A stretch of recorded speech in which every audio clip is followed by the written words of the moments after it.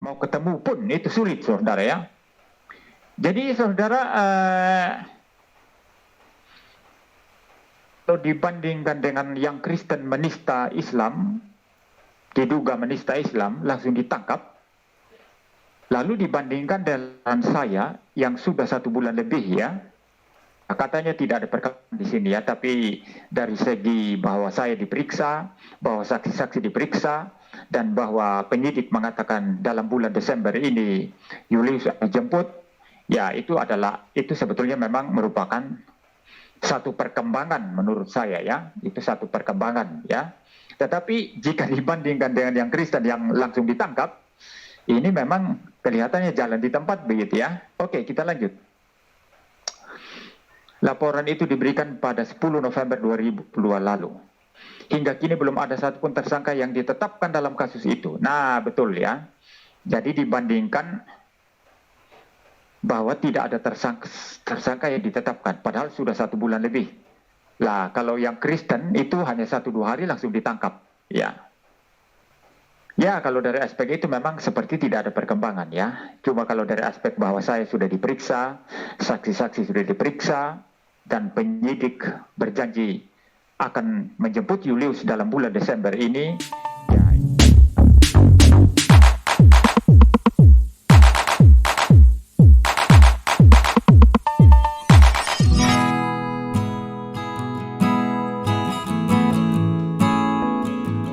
Assalamualaikum warahmatullahi wabarakatuh.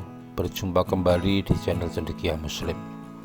Teman-teman sekalian, kali ini edisi khusus menanggapi konten terbaru dari Pendeta Muri Walianto Matalu ya, yang kita ketahui sebagai pelapor dugaan penistaan agama yang dilakukan oleh pemilik akun YouTube HMC News dan Hidayah Mu'alaf Channel, yaitu Bang Julius. Dalam kontennya dikasih judul ya, Polda Jatim didesak untuk segera selesaikan kasus Julius HMC. Kemudian juga ditambahi dengan satu narasi atau satu redaksi bahwa dalam bulan Desember ini Julius akan segera dijemput oleh Polda Jatim. Dan menurutku konten yang dibuat oleh Pendeta Muri Walianto Matalu ini tidak tepat ya, offset lah. Karena seperti kita ketahui bahwa seseorang itu bisa dilakukan penjemputan paksa itu jika dia telah dipanggil 2 kali, baik sebagai saksi maupun sebagai tersangka, tetapi tidak mau menghadiri panggilan dari penyidik. Itu sebagaimana pasal 112 KUHP. Sementara ancaman hukumannya itu bagi saksi atau ahli yang mangkir dalam panggilan persidangan maupun panggilan yang menurut undang-undang dia diwajibkan hadir, itu ada pada pasal 224 KUHP. Ancamannya ada yang 9 bulan, ada yang 6 bulan. Sekali lagi, judul ini adalah framing yang tidak benar, karena kita ketahui bahwa sesuai dengan informasi dari Bang Julius sampai sekarang yang bersangkutan itu belum pernah mendapatkan panggilan dari Polda Jatim. Jadi ketika belum pernah mendapatkan panggilan itu untuk berbicara soal penjemputan paksa itu adalah tidak tepat, itu offset. Ini bisa dianggap sebagai ketidakprofesionalan dari penyidik ya, jika memang informasi ini benar dari penyidik. Seharusnya Pendeta Muri Walianto Matalu maupun pengacaranya itu hanya menyampaikan informasi-informasi yang resmi. Informasi tentang perkembangan perkara itu yang resmi itu ada dalam SP2HP, surat pemberitahuan perkembangan hasil penyidikan atau penyelidikan. Kalau SP2HP itu yang disampaikan ya, ada surat resmi dari pihak kepolisian bahwa perkembangan perkaranya itu seperti ini, itu boleh disampaikan. Tetapi kalau hal-hal yang sifatnya tidak resmi seperti ini, itu offset ya. Ini menurutku satu framing yang tidak benar.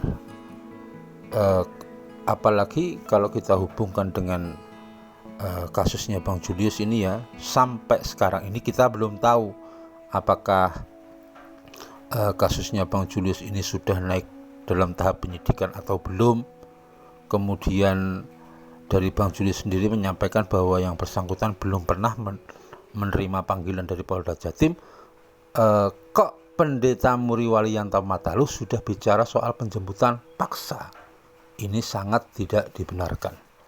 Ini framing yang tidak benar, yang sangat merugikan nama baik dari Bang Julius. Jadi kalau Bang Julius mau, bisa ada peluang untuk laporkan orang ini, karena ini sudah tidak benar ya. Kecuali perkara yang dilaporkan oleh Pendeta Muri Walianto Matalu ini sudah naik ke tahap penyidikan. Kemudian Bang Julius sudah pernah dipanggil sebagai saksi ya, karena pertama kali dipanggil itu tentu sebagai saksi, tidak mungkin langsung tersangka. Dipanggil sebagai saksi, tidak hadir 2 kali, itu baru boleh bicara soal penjemputan paksa.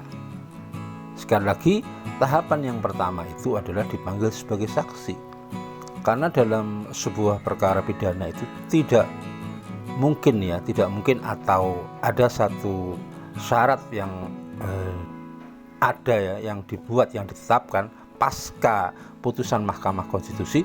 Syarat untuk menetapkan seorang sebagai tersangka itu adalah memenuhi setidaknya 2 alat bukti permulaan yang cukup dan pernah memeriksa calon tersangka.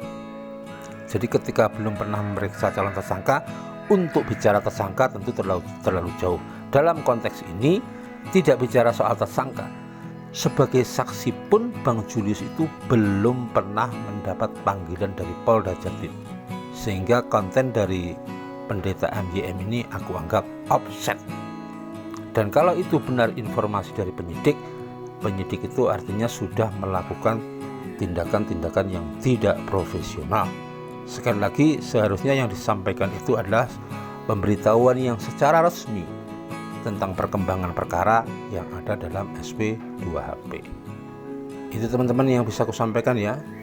Jadi menurutku konten atau kabar soal mau dijemput paksa itu tidak relevan untuk dibicarakan sekarang, kecuali nanti misalkan dipanggil 2 kali, Bang Julius tidak mau menghadiri panggilan dari Polda Jatim, itu baru boleh bicara soal penjemputan paksa. Itu yang bisa aku sampaikan, kurang lebihnya mohon maaf. Assalamualaikum warahmatullahi wabarakatuh.